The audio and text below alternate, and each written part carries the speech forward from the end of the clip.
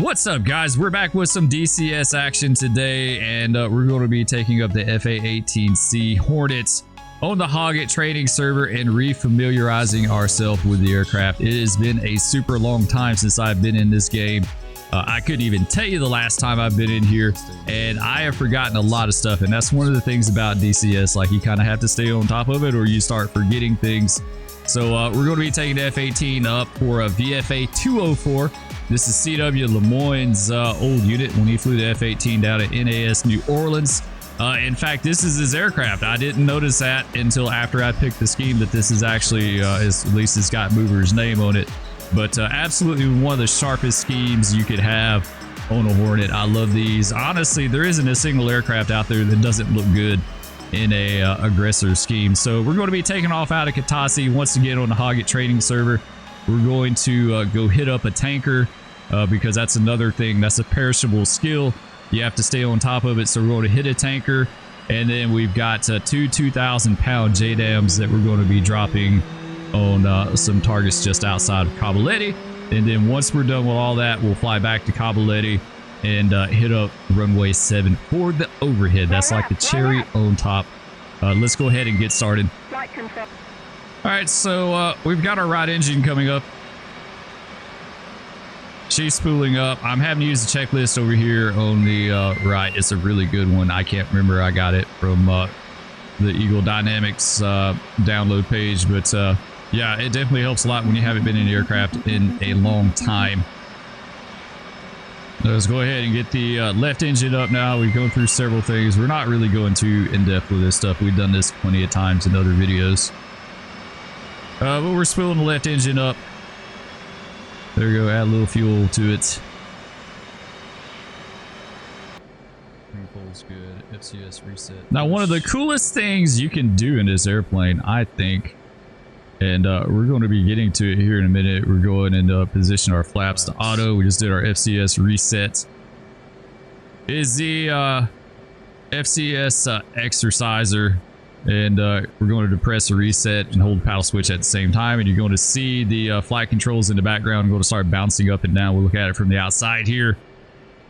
I don't ever see a lot of people do this. It's not something you have to do in game. This is purely just, I say it ups your coolness factor by a lot if you do this. So like I said, it's basically in real life, it helps warm up the hydraulics on the aircraft, especially for a plane that's been sitting for a long time or hasn't been used. If I understand it correctly, right, they do the exerciser to try to work through the hydraulics and that sort of thing.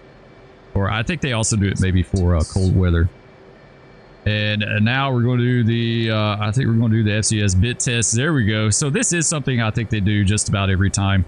And what the bit test does is it goes through all the various flight controls and makes sure that they're operating within specs, I guess, and have full range of motion, that sort of thing. So it's just an automatic way of doing it, testing the aircraft.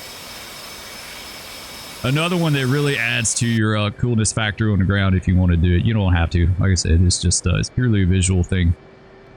I'm really kind of struggling with it a little bit. I'm glad I got the checklist. If I didn't have this checklist, I wouldn't hardly remember a lot of this stuff. It's gradually coming back to me, but some of this stuff I'm really having to think about. Another one that I really had to think about was like nose wheel steering, that sort of thing. Like some of the stuff can be really important.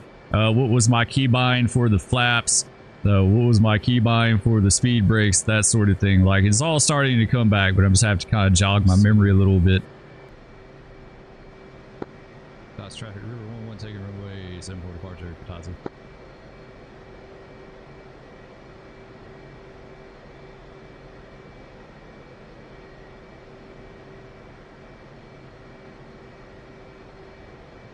All right, so we just made our call. We're taking the active, and we're going to go through the flight controls real quick.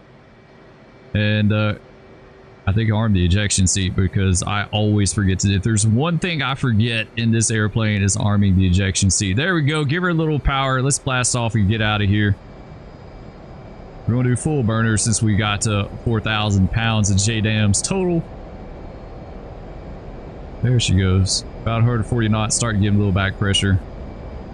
And she's off. So yeah, they've tweaked the flight model on this aircraft And she seems like she rotates a lot easier for me. So climbing out, this plane is honestly just a absolute joy to fly.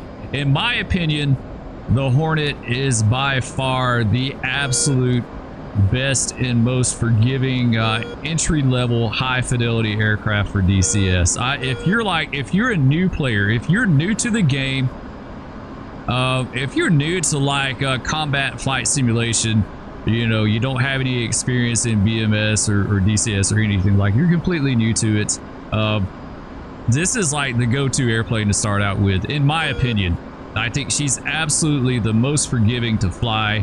Extremely easy, extremely stable, very intuitive as far as manipulating, especially the ground attack stuff, like dropping JDAMs, GBU, stuff like that. Really, really easy to do in this aircraft. Now, don't get me wrong, I'm a Viper guy. I love the Viper.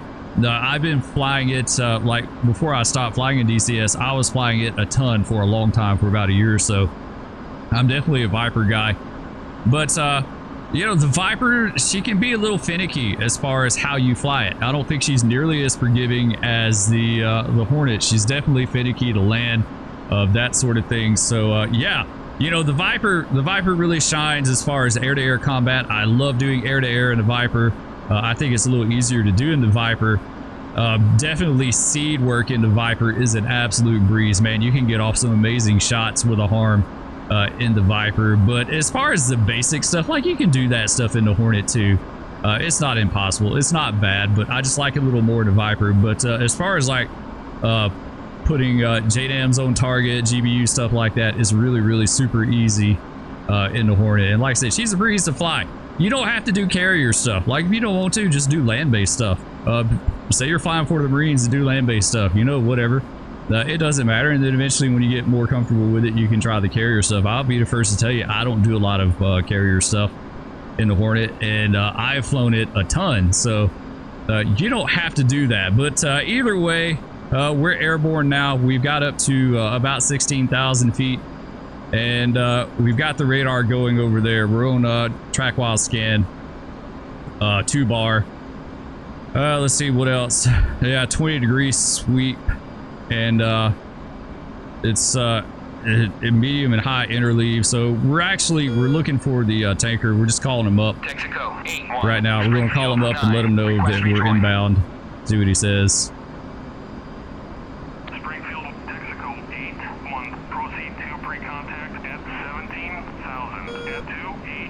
There we go. So we got the tanker. Basically, I just wanted to make sure that I was on the right radio with them and that we could communicate with them early on. I'd rather do that sooner than later. You see we got 2 contacts on the radar over there. I don't know if you can make them out. The one we got locked up is actually the further one. The inside one there is going to be our plane. They are cruising out. What a beautiful airplane. Sounds good too. Love it. Man, I miss DCS. I forgot to mention, we've also got the tack head pulled up for the tanker as well. So we're looking at that. We're not flying directly at the tanker. Like they're on a southward track right now, kind of flying away from me a little bit, like right to left. You can see the one aircraft that's locked up. That's not ours. Ours is going to be, you can see the dot a little bit to the left of the HUD over there is going to be our airplane. So we're kind of, I'm trying to fly out to the west or southwest a little bit and then turn south on track for the tanker.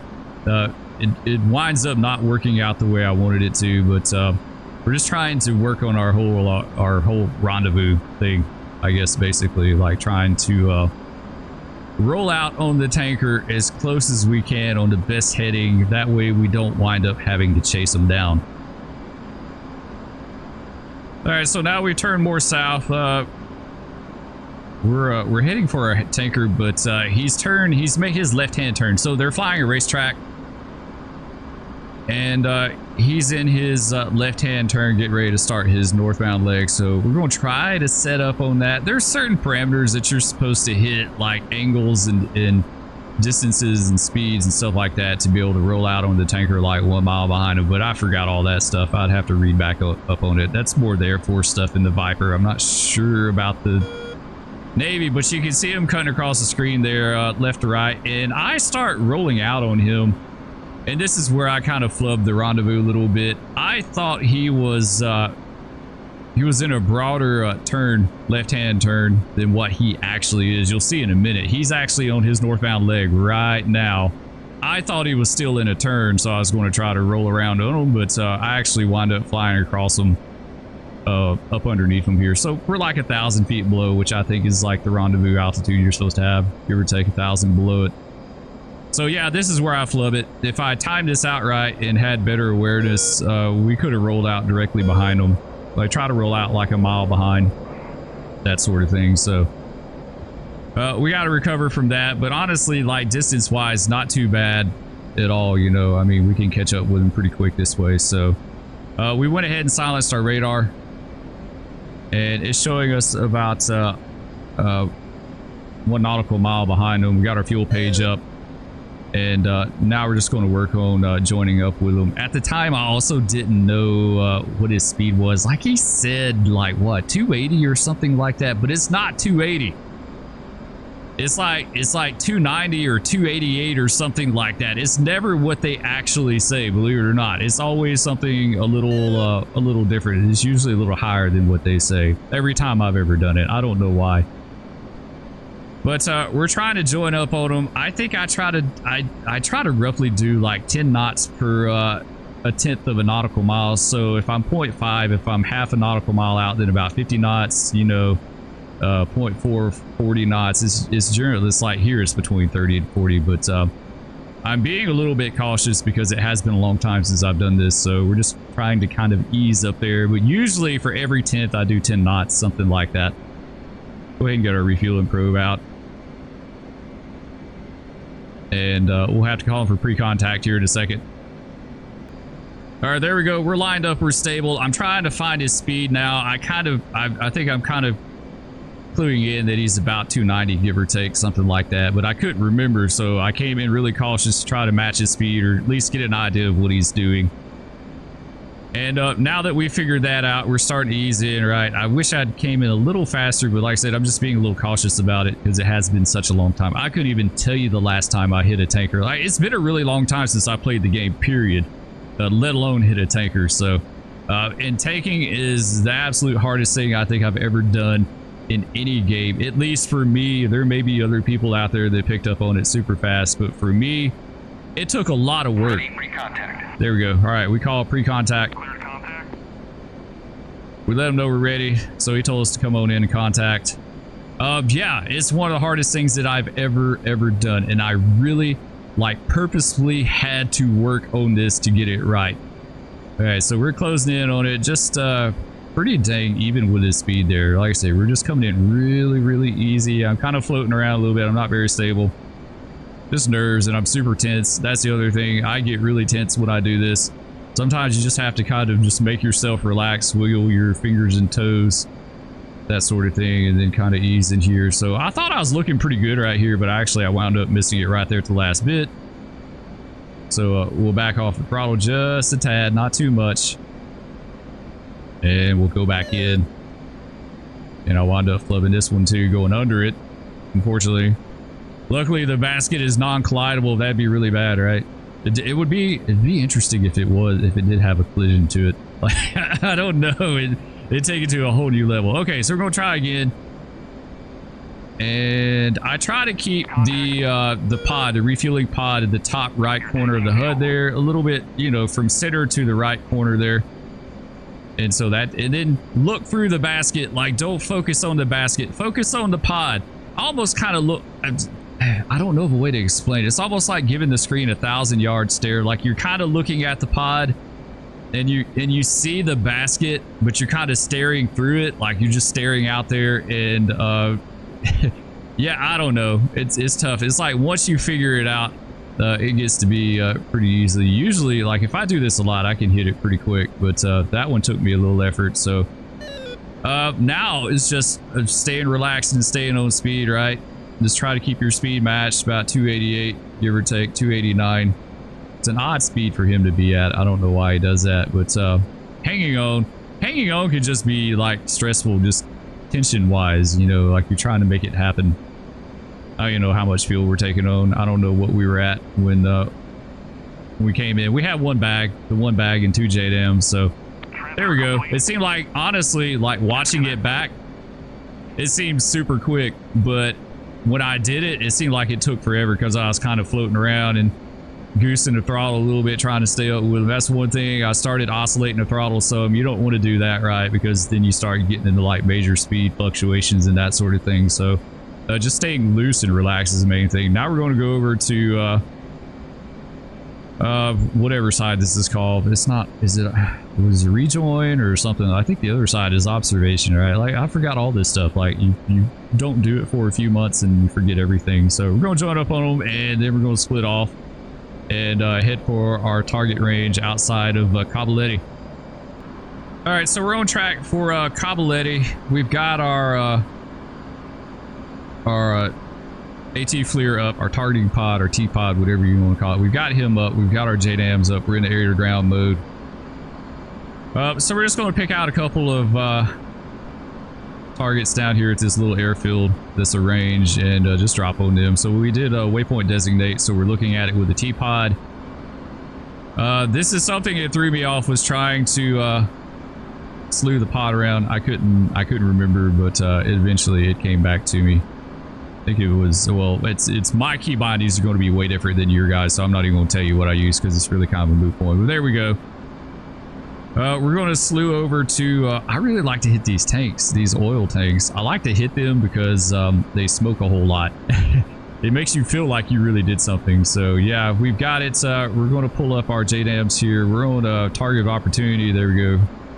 Going to the JDAM page, and then we should be going to the mission page here in a second. I think I'm trying to figure it out. There we go, mission page. You see we already got our coordinates, so we designated the target with the JDAM. We've gone to master arm on, and we're going to drop on these 2 petrol tanks down here. We're going to wind up moving our designator just a little bit here at the base of the tank. It doesn't really matter. It's a 2,000-pound bomb. Like it's going to it's going to hit everything. It's going to have a lot of splash damage. There we go. So we're kind of tweaking it a little bit there. We redesignated it updates. I don't know if you guys saw it update on the mission page. And we're 16 seconds out. Time to max range. You see the countdown up there. I wind up flubbing this too because I thought I could pickle and hold it, and then it would auto pickle, but it actually pickles as soon as you hit the button. I had forgot that. I don't know. I guess I was confusing it with a Viper or something. But either way, we're going to make a turn to the right here, where our T-pod's on the left-hand side. We make a turn to the right about 20 or 30 degrees, I think, to try to set up the T-pod for a better view. So we let go of one JDAM, and honestly, I did the wrong one. I should have pickled the one on the left by the T-pod because it would have given us a better area, a better field of view, right?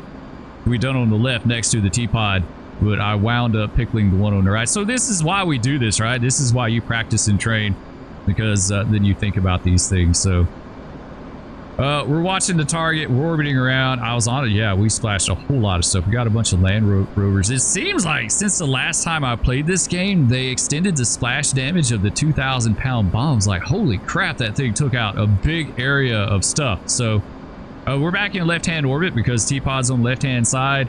I did not do my speed ride. I like to try to orbit, like when I'm searching and orbiting a target from the overhead looking with the T-pod, I like to try to do it about 300 knots, 270, something like that. Gives you the best turn radius, best time on station, endurance, all that stuff. So we're trying to reposition, and I'm wanting to figure out, look at that smoke. Like there's zero doubt that we hit exactly what we were going for. If originally I wanted to go for these ammo bunkers here, those are good too. Like there's the trucks down there on the runway, but everyone goes for those. I like going for the hard targets. So we wind up looking for the radio tower.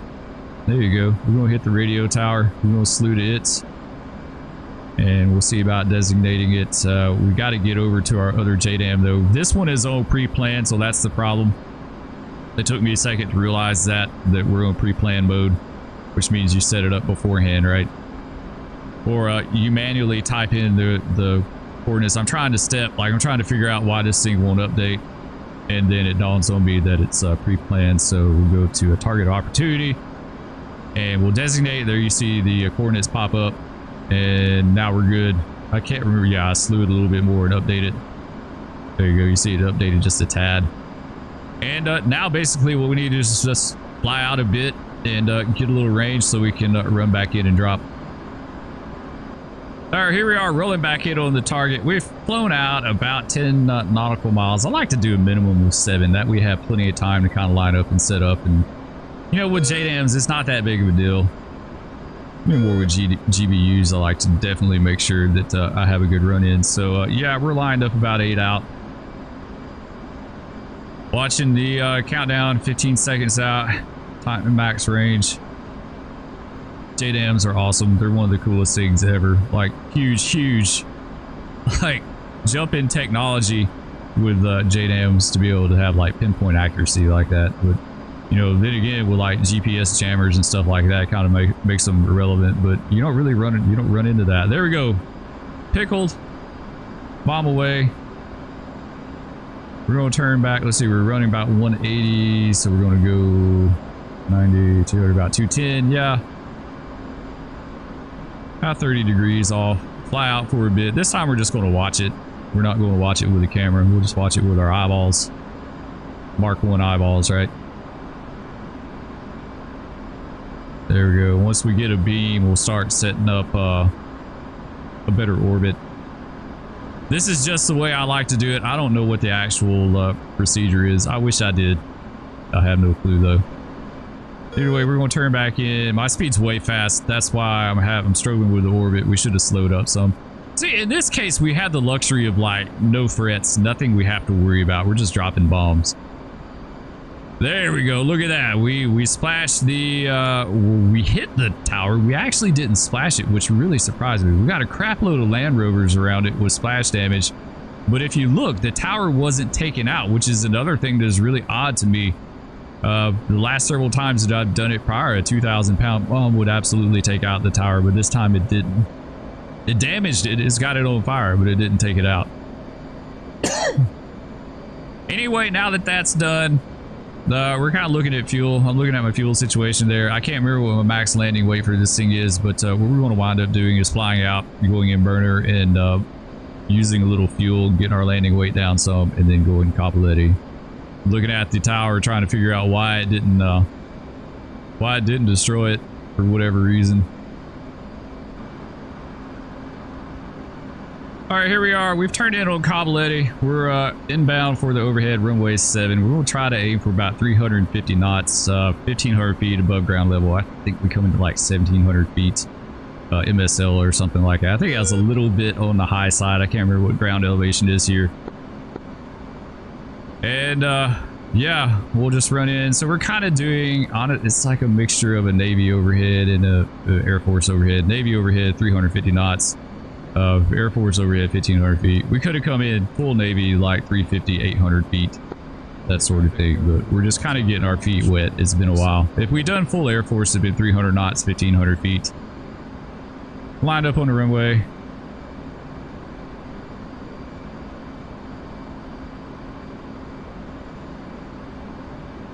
There we go. Everything's looking good.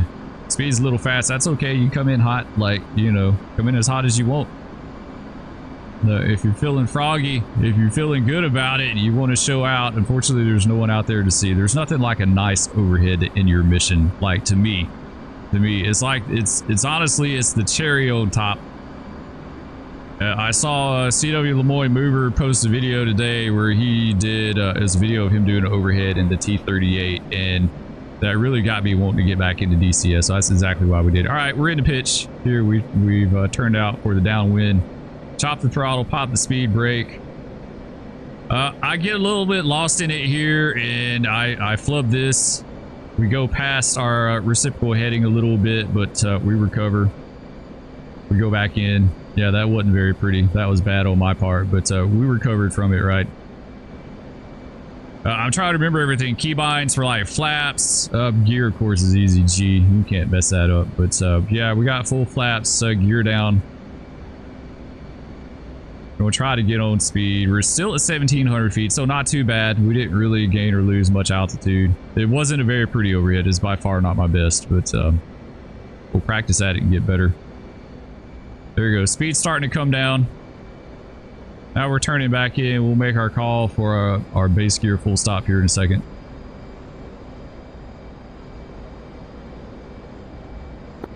LA traffic, River 1, space gear full stop, runway 7.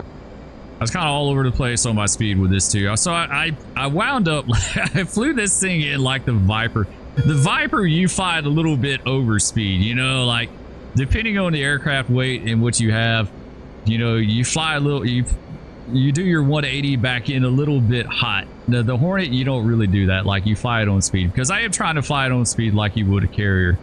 So you don't do that. You fly it on speed, at least as far as I know, you fly it on speed the whole time.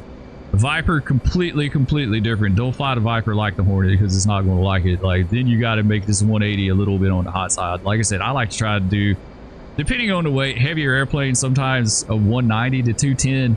And then when you roll out on final, then you start getting on speed, that sort of thing. So we're working on it. We're getting her down. Like I said, it's been a really long time. We're on speed now. This would not be a good carrier approach whatsoever. Like, now we're a little bit high. I really, like, I struggle jockeying the throttle a lot for some reason, instead of being smooth with it, but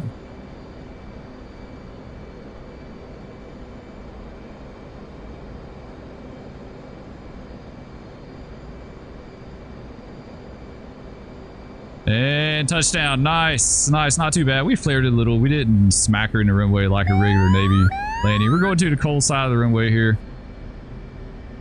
That way, if we were flying with someone else, we'd each have a side of the runway to do it on. Really should have never landed on the center line, but try to get her slowed down here. And that's basically going to be it. For some reason, my nose wheel steering, like I could not, I don't know what the deal was up here. I just could not get it to turn. Basically, like it said, I had it, but yeah, you see I'm looking around, I'm like, what the hell? Like, I'm trying to figure out why it won't.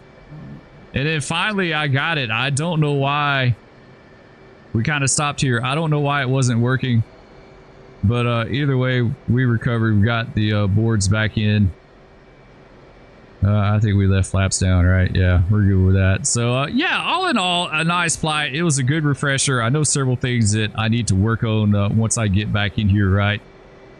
Look up the landing way, refamiliarize myself with some things, and then do it again, because practice makes perfect. And I love training and practicing in this game. Like I said, the Hornet is a blast, guys. Like, if you're looking to get in DCS, the Hornet, and you want a full fidelity, a high fidelity aircraft, right? The Hornet is where it's at for the beginners. Anyway, thanks for watching, guys. Love all of you. Be sure to hit that like down below if you enjoyed, and we'll catch you next time. Peace. No, big cat, no. Stop.